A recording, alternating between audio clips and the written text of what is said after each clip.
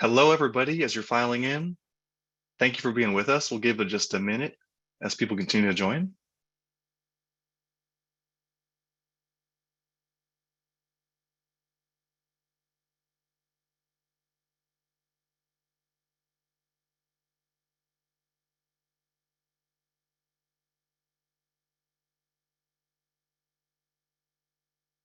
All right, well, as our attendee number continues to climb, I want to make sure that we honor everyone's time. Good morning, good afternoon, good night if you're in a very different time zone. Thank you so much for spending part of your Wednesday with us. I'm Kyler Blodgett, State and Local Policy Analyst with PeopleForBikes, and I'm thrilled that you're here for our June segment of our monthly industry and advocacy webinar series. This month's conversation, as you all know, will be all about eMTBs on trails, and some kind of groundbreaking research that our team has done with researchers in Vermont recently that we're thrilled to share with you. We have three fantastic panelists who will meet in just a second. I want to remind everyone that, of course, you can take notes, follow up with us on email afterwards, but you will get a copy of the slides, the research link, as well as a copy of the recording later on today. We'll have 45 minutes together with the final 5 to 10 as Q&A. So please do note your questions in advance, use that Q&A feature throughout the webinar. And thank you to everyone who submitted dozens of questions as part of your registration about the implications of this research and applying it to local recreation opportunities near you. So thank you for that engagement even before the call started. Now, with that, I'm excited to introduce our panelists, starting off with a wonderful colleague of mine who's our absolute expert in all things rec and trail and e-mountain bike, Rachel Fussell. She leads our eMTB policy and a whole suite of programs. And I'll leave it to her to introduce the other two panelists on our call. Rachel, over to you. Thanks, Kyler. It's wonderful to be here in the Zoom meeting with everyone. Excited to talk about the subject that is near and dear to my heart, which is access for eMTBs and this really wonderful and timely research from Carrie Daigle and Michael Moser from the Center for Rural Studies at the University of Vermont. We are really excited to have partnered with them on this study in Vermont and on trail systems, public trail systems throughout these networks. I did want to just mention briefly that we are with PeopleForBikes. If you don't know about us or haven't engaged, we are here to make America the best place to ride a bicycle. And that's another thing that's near and dear to me is riding bikes, whether it's on trails or on roads, is really important for lots of reasons, for quality of life, for health, for environmental, like climate change. So we are really passionate about what we do here at PeopleForBikes, and we are able to make biking it better for everyone through three policy pillars, which are participation, policy, and infrastructure. So really working with policymakers to build better policies to allow more people to ride bikes, infrastructure to make it safe and easier, and a great transportation mode. So we're really excited that you are here engaging with PeopleForBikes. And again, I'm very excited to turn it over to Carrie and Michael, who are the research specialists with the University of Vermont. Again, they have done a wonderful job. We're really excited to really present this user perception study, which is one of the first of its kind throughout the US and is really important for access, because not only do you need studies around environmental impacts, as well as user perceptions, it all kind of fits together to help land managers, policymakers, local advocates really have the best research for the decision-making process moving forward. So with that, I will hand it off to Michael and Carrie to talk about their research that they've done. Thank you very much, Rachel. I'll just briefly introduce myself. I'm Michael Moser. I'm a research specialist at the University of Vermont Center for Rural Studies. And very excited to be here. Was very excited to learn about the research needs of the mountain biking communities and biking communities. I'm a mountain biker myself, and so of course jumped at this opportunity, and I'm looking forward to presenting some of the results in just a moment. Carrie, do you want to introduce yourself? Sure. Hi, everyone. I'm Carrie Daigle. You'll hear from me about halfway through the presentation. Michael's colleague just around the corner in the building at the Center for Rural Studies, and just really excited to be here talking with you today. Thanks, Carrie. We'll get started. Just briefly go over the agenda. We've done introductions. We're going to talk a little bit about mountain biking in Vermont, talk about some of the context or some of the motivations that led to doing this research, describe the methodology we undertook, and then we'll jump into the results afterwards and some recommendations. And of course, at the end, we hope to have substantial time for Q&A. So with that, we'll go forward. Thank you. So just start with a brief description of what an electric assist mountain bike is. I think there's, one of the biggest challenges that we have is that this is a relatively new technology coming in, and there are obviously, there's lots of information out there. Whether or not you're understanding that information or accessing that information is a big piece of setting the context of why we did this research.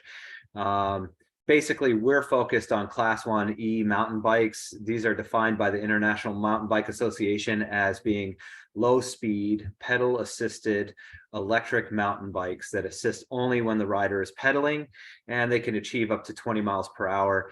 The International Mountain Bike Association has a nice graphic that I've posted up here on this slide as well, that sort of gives you an idea of the different classifications that do exist out there, with Class 1 sort of being the lowest the lowest level class, where you do have to be pedaling in order for it to work, and it is a lower speed classification than some of the other classes.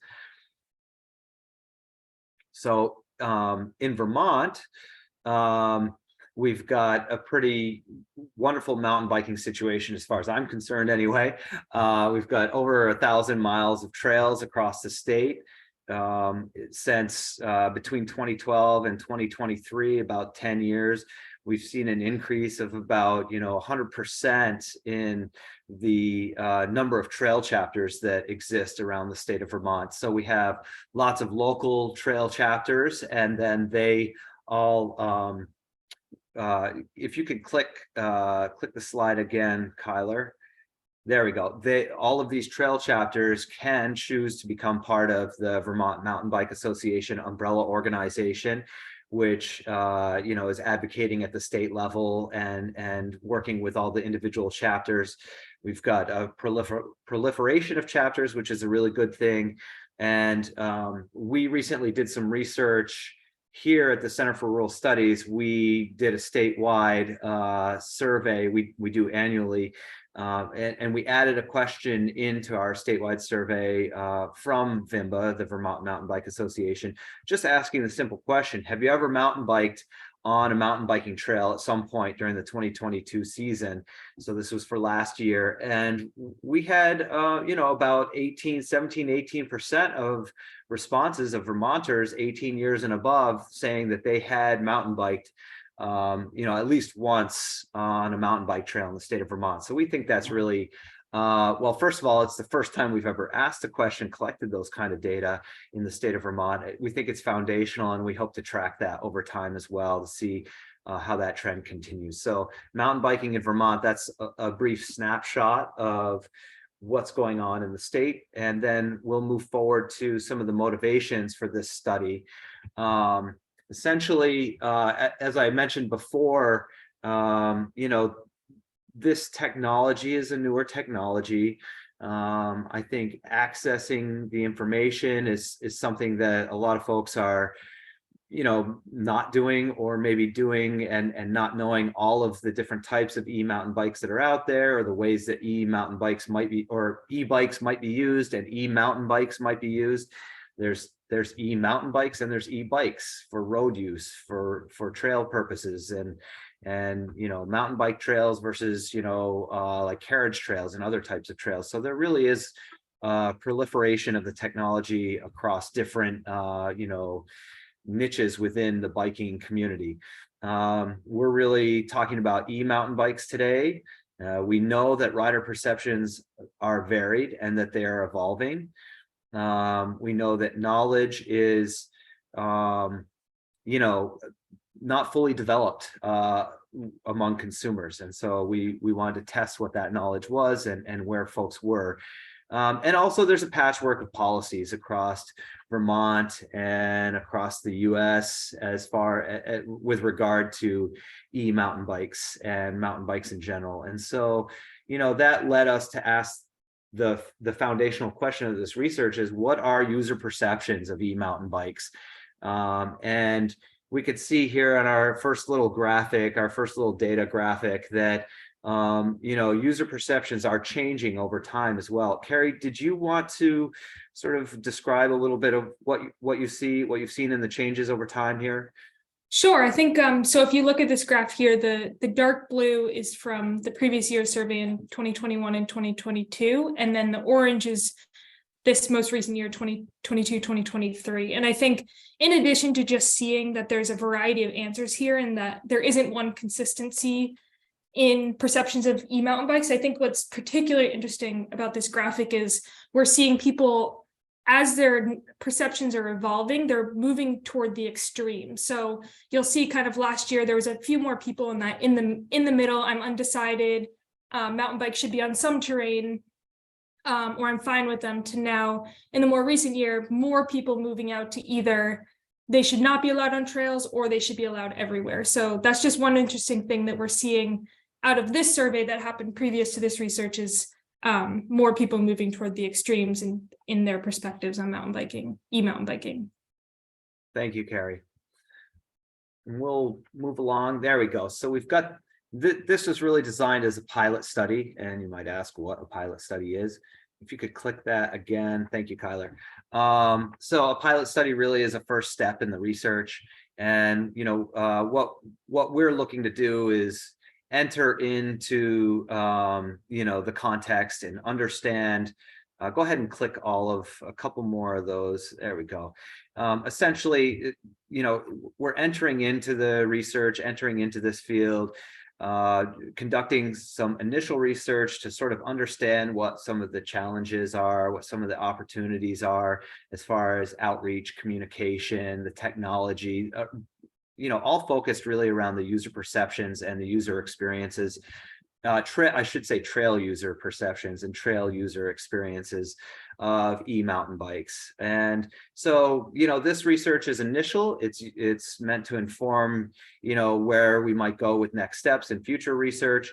It's certainly not exhaustive or conclusive. And I think there's more questions, and we'll see with the recommendations that there's some more places that we can go or others can go with the research. So briefly, just go through our study methodology.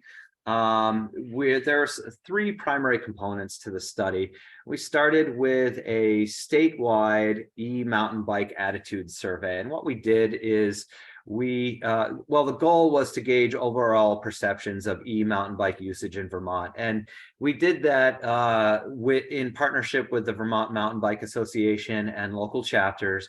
And we pushed out this very general perceptions attitudes survey out to all of these local clubs and the state level club to basically see what mountain bikers across the state were thinking and utilize that information, understand what some of those perceptions might be. We utilize that initial information to feed into a more directed effort, which was the second phase of the study, which was a local multi-use trail network intercept survey. So we partnered with a particular local trail organization, and we went specifically to one trail network that was enabling e-mountain bikes to be on that trail network.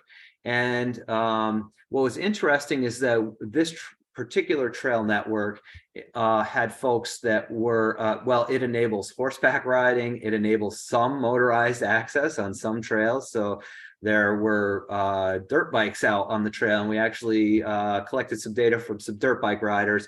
And there's people walking, there's people hiking, jogging, and of course, mountain biking. And so what we did there in the intercept surveys, we went out and we talked to folks in the field at the trail network and asked them to, complete the survey on their own time or with us right there on the spot, and basically developed further knowledge based on the initial survey, sort of asked very specific or more pointed questions about perceptions of different usership types on the trails. And we were able to compare and contrast e-mountain bike users and perceptions of e-mountain bikes with perceptions of motorized vehicles, horseback, trail runners, and manual mountain bikers as well. So that was very useful. And then the third piece of this study was then taking everything that we learned from the first two surveys, the statewide survey and the trail network survey. We sort of combined the results of all of that and contributed to our overall understanding of the perceptions. And then we went and conducted a series of focus groups with folks, with stakeholders, including folks from the trail network itself, including the land management folks that were responsible for the trail network, and then industry folks, and just mountain bikers as well that selected to be participants in the focus groups, and engaged them in more specific conversations around our findings. So we shared with them the findings from the first two results, and then asked them to sort of provide feedback on those findings and give us more detailed descriptions of what were the challenges, what were the sticking points, what were some of the opportunities for addressing some of the perceptions if they were negative perceptions, or what were some of the strengths in some of the perceptions that we found. And so with that, I'm going to hand it over to Carrie, who will get into the specific results of what we found in the next several slides. Great, thanks, Michael. So on this first statewide survey, our goal really was to collect as much information as possible about perception. So we intentionally kept the survey really open-ended, asking very basic questions that I'll get into in the next slide. But Kyler, if you can click once more, I'll just show you also, this is who we heard from in that first survey. So this was the one that was distributed electronically to people inside and out of Vermont. So we had 271 total respondents to our survey. 84% of them were Vermont residents. People outside of Vermont were those that rode bikes in Vermont, so would have been connected to some of those networks. The majority of people were between 30 and 65 years old. And we saw that 89% of them were biking at least 3 days a month. So most of the people responding to the survey were regular riders. About half of them had never used an e-mountain bike. But 76 had seen an e-mountain bike on trails. So as we move into results, just to give you a little bit of insight into who we're hearing from. So we can go on to the next slide. So the first question we asked was very straightforward, to rate or please agree or describe how you would respond to the following statement. So e-mountain bikes should be allowed either on all trails, on no trails, on most trails with some exceptions, or only on specially designated trails. So you'll see about half of respondents saying on all mountain bike trails, and then a mixture of the other three after that. And then the next question we asked, which if you click once more, we'll get to, was kind of just an open-ended. We asked people to respond based on how they answered that first question. Why do you feel this way? And so these were all open-ended responses. So we were capturing oftentimes narrative, full text or sentences or paragraphs about how people are feeling. And from that, we were able to pull out 6 key themes of the way that people were talking about mountain biking. The first was safety. So people were concerned about the higher speeds of e-mountain bikes being a risk to walkers and riders. They're also concerned, which we'll talk a little bit later on about in the results, about e-mountain bikers being able to access more difficult terrain that they perhaps weren't able to on analog bikes. A lot of comments were related to the physical impact of e-mountain bikes on trails. Then we had some people concerned about overcrowding on trails, so that they're going to draw even more people to an already overcrowding sport. This fourth one I have a little plus sign next to because it was one of the 6 key themes that came out of people's responses to mountain biking. But this one was actually a positive, that people were really praising e-mountain bikes for the ability to allow more people into the sport, allow aging riders to stay in the sport longer, to ride with their families, and also allow riders who have physical limitations or illnesses that otherwise would have prevented them from being in the sport to now be able to join. And then the 5th and 6th themes we have down here that we saw coming out are quite closely related.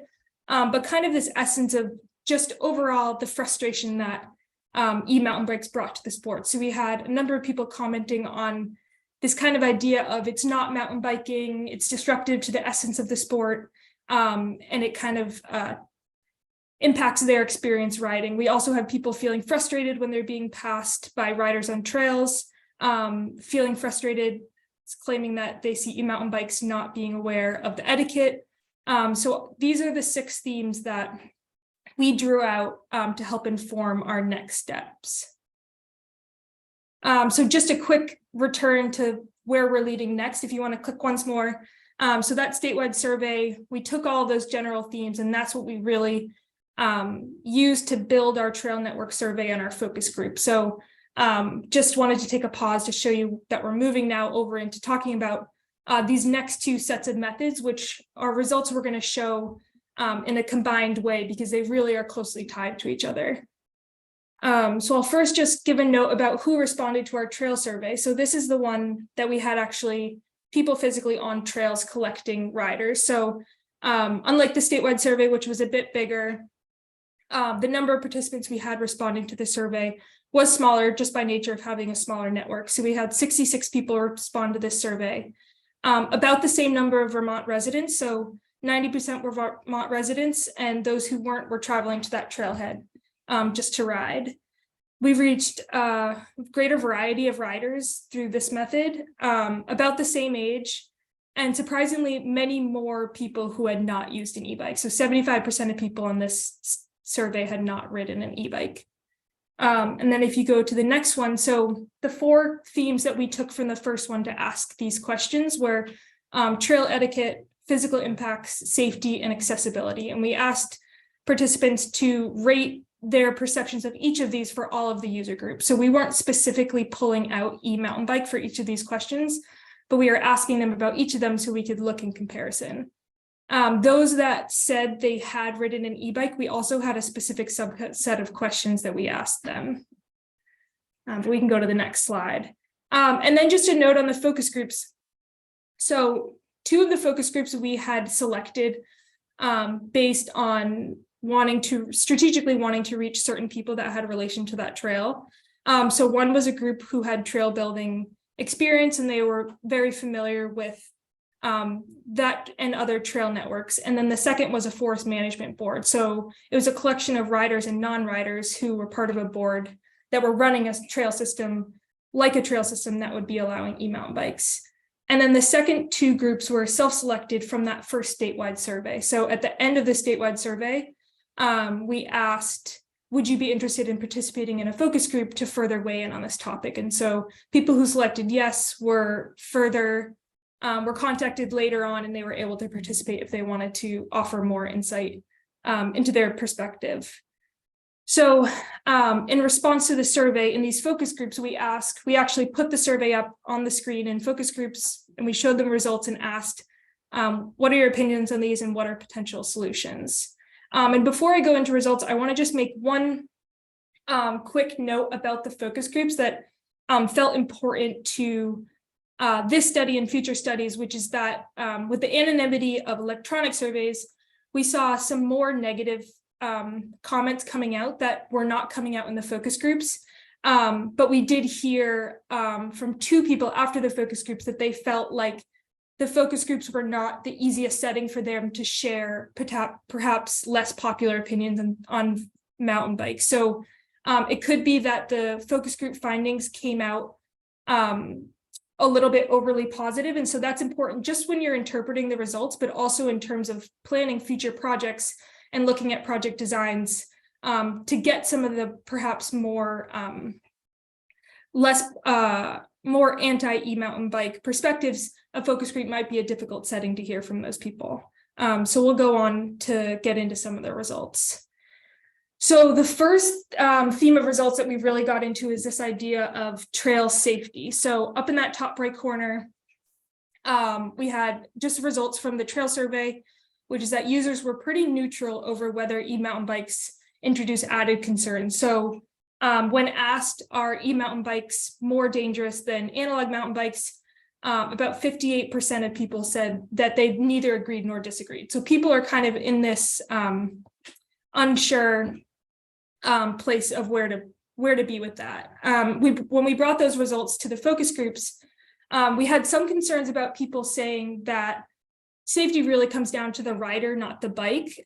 This bottom right quote here, someone mentioned, my favorite saying is a jerk on a bike is a jerk on a bike. It doesn't matter what kind they're on. So really making that point that the e-mountain bike is not necessarily what makes a rider dangerous, it's the decisions they make. They also mentioned that going downhill on an e-mountain bike, you're often exceeding the speed of the motor. So you're not really able to go much faster when you're going on those downhills. And it really is the uphills and around the corner that perhaps there's some added technical skills and adjustment that comes into play. The biggest safety concern that we heard talked about was the idea of riders accessing mountain bike trails that they may not have been able to earlier. And with that, really the idea of signage and education was coming out about allowing and giving the riders the information they need to make the best decisions. One focus group participant made a really good comparison to skiing with the increase of and access to backcountry and side country skiing, needing to make sure that adequate signage is put up to make sure that riders are informed about where they're headed and what the implications are. And so mountain biking should be the same, where people are able to make wise decisions. So we'll move on to the next theme of findings, which was the physical impacts. This was something that people were really curious about. And on the survey, unlike that idea of safety, did show some concerns about the physical impacts. On the survey, 35% of people felt that e-mountain bikes had negative impacts on trails versus 20% felt like analogs had negative impacts on trails. So there were some increased concerns with e-mountain bikes. But surprisingly, when we talked to focus group participants, a lot of them had anecdotally heard good things about the impact of e-mountain bikes on trails. Down below, there's someone commenting this quote talking about how when you're going uphill on an e-mountain bike versus going uphill on an analog bike, the motor is actually able to help you get over some of it. And so the pedal assist is able to help you get over certain spots that you might have to put a lot of pressure on your rear wheel. So we had trail builders and people who work closely with trails actually observing that it perhaps has equal or less impact than traditional mountain bikes.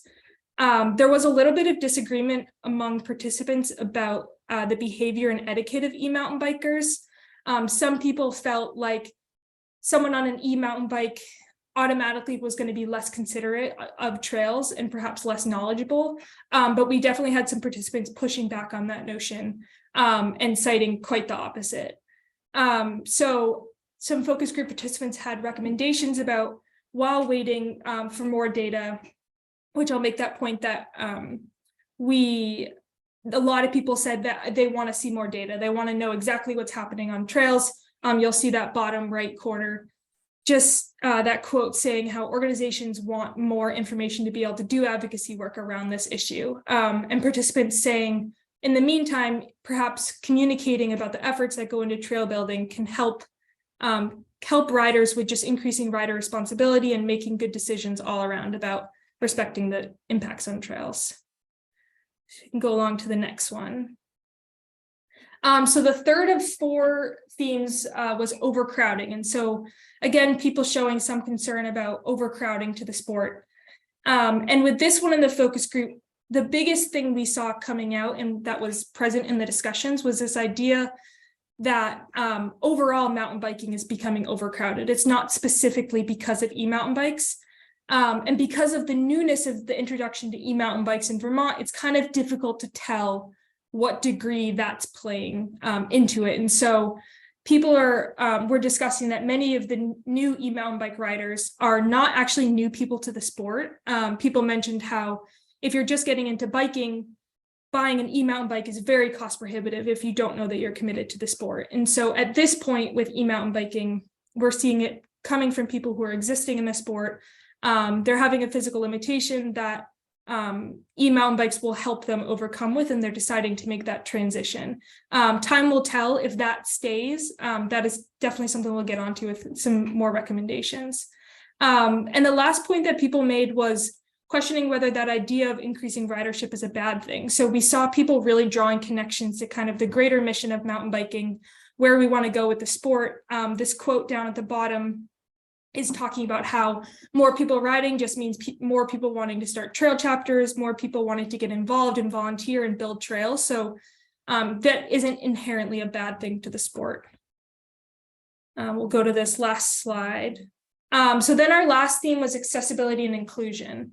Our survey result in the top right is actually incorrect. That's from the crowding one, but we saw from survey results that people were surprisingly unsure about this one. We had some people saying, yes, it increases accessibility, and other people saying, no, it doesn't. We are a little bit surprised by that result, and we think it might be because some survey participants interpreted accessibility as physical and some interpreted as financial. So just something also to note for future research is to really, when you're asking about accessibility, distill down to exactly what that means. But people really pushed back on the idea of restricting e-mountain bike access to only those who required an adaptive option. They described that it would be difficult to enforce.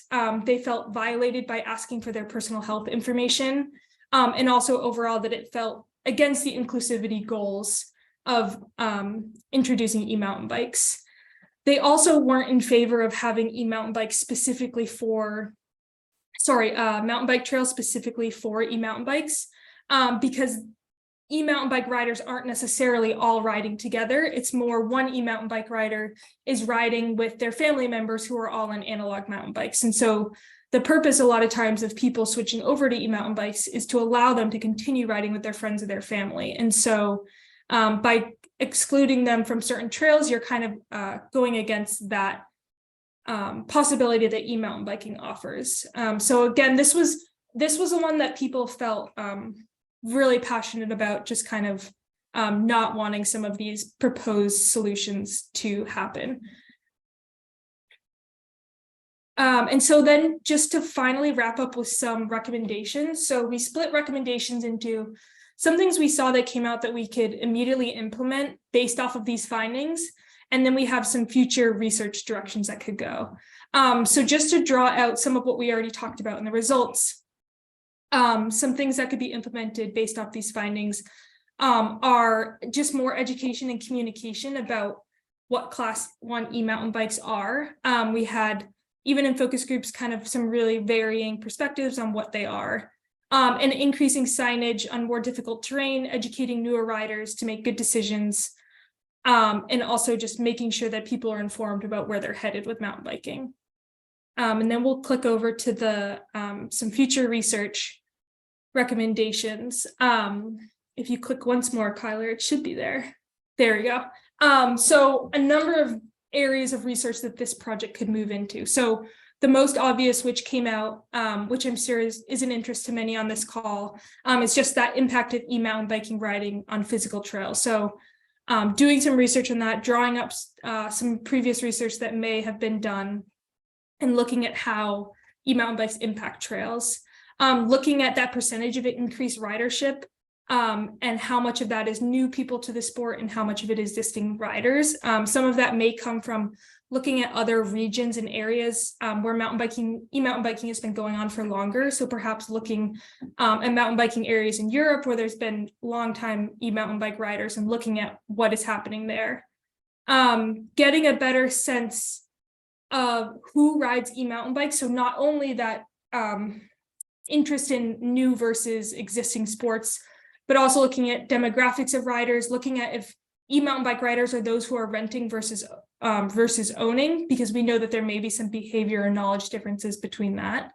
And then finally, looking at landowner perspectives around e-mountain bike usage on private trails. So that was another thing that came up, especially when we were talking about accessibility, talking about how there were these negotiations that had to be made about what's inclusive, but then also what private landowners are comfortable with. So making sure that they're fully included in the conversation and they're being they have a spot to talk about what their concerns are, and just a better understanding of what landowner perspectives are going to allow the development of better guidelines that could be implemented. And that, I believe, is it for our presentation. So I'll pass it back over to, I think, Rachel, who's going to wrap it up, and then maybe see if we have some time to field questions. Yes. Thank you so much, Michael and Carrie. I really appreciate it. And I will dive right into some questions that we've received. So the first one is, and this was in one of the first slides when you talked about folks moving on that VIMBA study, folks moving to the extremities or the extremes. So the question is, what is the best method to convince the most extreme on both sides of the spectrum, the not all and the free for all, that there is a common ground and everyone can learn to coexist on the trail?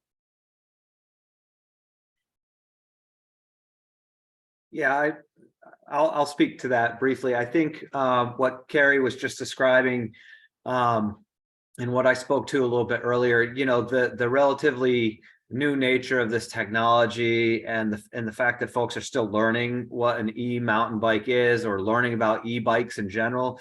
You know, we had folks talking about their perceptions of e-bikes on carriage trails with regard to their perception of e-bikes, e-mountain bikes. And those are two very different scenarios. And so I think it's really about exposure and access to more information and more communication to help address some of those divergent, ideas or perceptions that people have. So continuing those conversations. I remember someone in one of our focus groups mentioned that they own and operate a bike shop, and they said, I do everything I can with folks that come into the bike shop to educate them about e-mountain bikes and the differences and what they are and how they can be used. And so, you know, enabling those types of conversations at the point of usership, I think, is really important. I don't know if anyone else wants to add anything to that. Yeah, I could just jump in and say, I think one thing that really brought people together or to find consensus in focus groups is really bringing them back to kind of this overall mission of, and perhaps this is state or region specific, but kind of this notion of what does mountain biking mean in Vermont and for Vermont, and what do we want out of this sport, and then kind of moving backward from there and looking at how can we get to this place together with differing opinions on this trend. Awesome. Thank you both. Okay. So another one that we had come in is, do you think some findings from the study are applicable to trails in more urbanized areas? That's interesting. Great question. Again, going back to the carriage trail example and roadways examples and, paved bike paths or rail trails, we have a pretty extensive rail trail network in the state of Vermont. I think there's probably absolutely some applicable perceptions, or this research is applicable across those different, geographies or places where people are e-biking. And I think, some of the recommendations about, expanding communication and outreach and education efforts around that.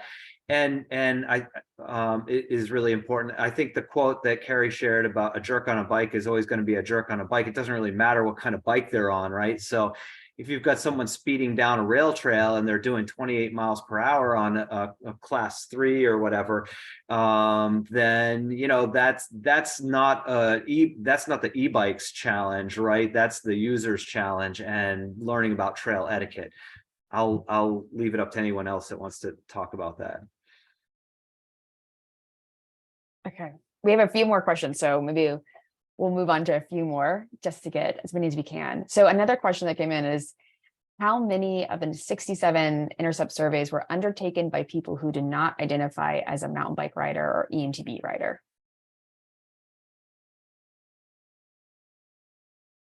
Can you answer that one, Carrie? I don't have I might be able to. That's a very good question. I do have that information. And if I cannot find it in this, we will definitely include that information on the follow-up notes. Yes, I do not have it at, actually, I do. I can also move on to Yeah, another question. yeah, perhaps if you want to move on and then I can check that out. Okay, great. So then another question is, you cite that a large percentage of respondents had not ever been on an eMTB. Do you see value in just serving those that have spent time on an eMTB, and how that might compare and contrast to the overall response results? I think there's absolutely value in understanding, who is using e-mountain bikes and what their perceptions of the sport are and where they're coming from. Are they new to the sport? Are they seasoned mountain bikers that are transitioning over? We heard a lot about folks who had, sort of aged out of an analog bike and wanted to continue biking, and the e-mountain bike, or were injured out of analog biking and wanted to continue being on the trails with friends and family and getting that exercise. So I think there's definitely a lot to learn there. But really, when it comes down to it, this research, and I think all research should consider everyone's perceptions of e-mountain bikes on the trails. If there's a bunch of analog riders out there that are sort of, poo-pooing e-mountain bikes because it's, for whatever reasons they have, I think that's an opportunity for a conversation about, the impact that e-mountain bikes have on crowding, safety, the physical trail, and inclusivity on trails. So I think I think we need to take into account all trail users when we're looking at e-mountain bikes on trails. Yeah, I'll just add on to that. I think Michael, you may have just covered it, but I think that e-mountain bikers are really important to the conversation in terms of talking about their experience of what it is like to be a rider. I think it would be really interesting to hear from e-mountain bike riders specifically about why they got into that sport and the impact it has had. But ultimately, it is about all riders, and non-eMTB riders and riders are sharing the trails together. So understanding all perspectives. Great. I think we only have time for one or two more, but there has been some questions about how did you separate people's primary activities based on, and then like, what did that mean for their perception of eMTBs, i.e. equestrians, hikers? Were there efforts from you all to break out those different user groups based on, and then the results or their perceptions around that? Yeah, we definitely did that. We asked folks to tell us what their primary mode of trail use was, and so we have that. We call that a cross tabulation or bivariate analysis, something like that. We can do that. We don't have those data like to share today, but they're part of the bigger report that they should be in the report that folks will get a link for. I will also say that is definitely an area to move into in future larger scale studies. So just by nature of how small the sample of that trail-wide survey is, even if we do break them out, we're not able to really make determinations with statistical significance just because of the small number of respondents. And so you can kind of look at trends and get ideas for maybe what you want to ask on a larger scale. But because of the nature of the pilot study and the small scale of that survey, we are limited in what we're able to say out of that. And then maybe a final question, which if this wasn't already stated, there was a question about, were these trails that were surveyed on public lands?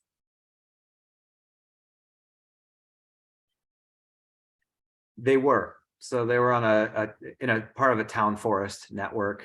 So local, very local control. And yeah, local decision-making, local control. Okay, great. I know we have a lot more questions. I'm so sorry that we weren't able to answer all of them, but again, we are happy to share our emails. Again, thank you for Michael and Carrie for coming on. Very wonderful research that we'll continue to expand on, and PeopleForBikes is always here to help move these research questions forward, to answer these questions, to work with land managers and policymakers and researchers like Michael and Carrie to answer these questions and make decisions that benefit all of the US and across the nation. So with that, I will hand it over to Kyler for the last bit of wrap up. Great, Rachel, thank you so much. And as you said, Michael, Carrie, thank you for all the work that went into this research, for taking the time to present it to the folks today. I didn't say at the start of the call, but this was our top registered webinar of the year. So far, we had over 200 folks who wanted to be here, almost 90 on the call live. So thank you for being with us and for your interest. Please do take note of Carrie and Michael's email addresses on the slide. And of course, they'll be sent out with the whole deck later on today. So follow up with any questions and thank you for the robust Q&A. Rachel, hat off to you for steering the ship here. Thanks for everything and the continued work.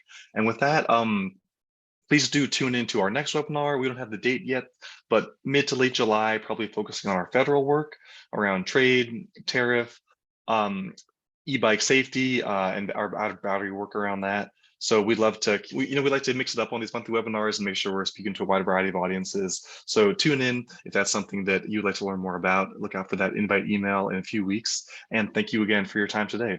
Have a great Wednesday, everybody. Thanks, everyone. Thanks. Thanks, y'all.